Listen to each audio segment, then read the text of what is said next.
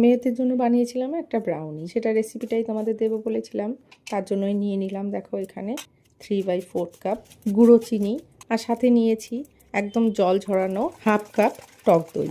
এবার দুটোকে ভালোভাবে মিশিয়ে নিচ্ছি। আর এখানে দিয়ে দিয়েছি আমি 1 চামচ মতো রিফাইন্ড অয়েল, কিংবা এর জায়গায় বাটারও দিতে পারো। আবার এদিক দিয়ে দেখো আমি ডার্ক চকলেট সেটা একটু মেল্ট করে নেব, তার জন্য এটাকে একটু পিস করে কেটে নিচ্ছি। চকলেটটা কিন্তু কোনো সময় সরাসরি আগুনের হিটে এটাকে মেল্ট করবে না, এটা সব সময় ডাবল বয়লারে মেল্ট করার চেষ্টা করবে। যেমন নিচে একটু গরম জল দিয়ে তার উপর দিয়ে এটা বাটি বসিয়ে এইভাবে ডাবল বয়লারে মেল্ট করবে। এরপর দেখো আমি যে দইয়ের মিশ্রণটা বানিয়েছিলাম সেটাতে দিতে ভুলে গেছিলাম 1 চামচ কফিটা দিলে কালারটা খুব সুন্দর আসে, তাই এরপর যে চকলেটের মিক্সচারটা বানিয়েছিলাম সেটাও এর সাথে মিশিয়ে নিলাম। আর এই দিক দিয়ে আমি এখন শুকনো ইনগ্রেডিয়েন্টসগুলো রেডি করে নিচ্ছি। পাউডার সুগার যেহেতু 3/4 কাপ নিয়েছি, তাই আমি ময়দাও 3/4 কাপই নিয়েছি। সাথে দিয়ে দিলাম 2 টেবিল স্পুন কোকোয়া পাউডার, আর দিচ্ছি 1 টিস্পুন বেকিং পাউডার আর হাফ টিস্পুন বেকিং সোডা, সামান্য একটু নুন দিয়ে এটাকে ভালোভাবে এইভাবে চেলে চেলে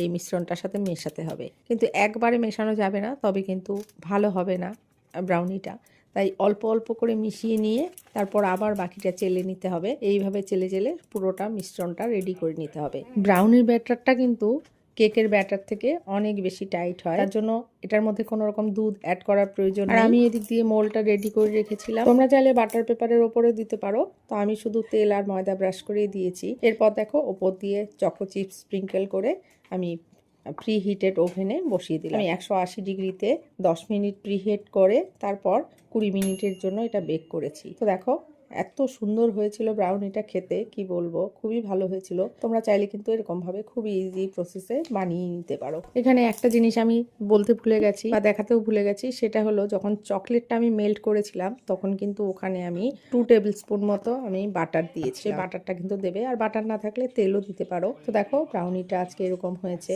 জানোই তো আমার মেয়েদের জন্য কিছু না কিছু বানাতেই হয়, তো এর জন্য এগুলো বানাতে থাকি। আর রায় বাড়ি আসলে তো আরো বেশি। চলো রায়ের কাছ থেকে শুনি যে কেমন হয়েছে। কেমন? এক্সেলেন্ট। ভালো হয়েছে?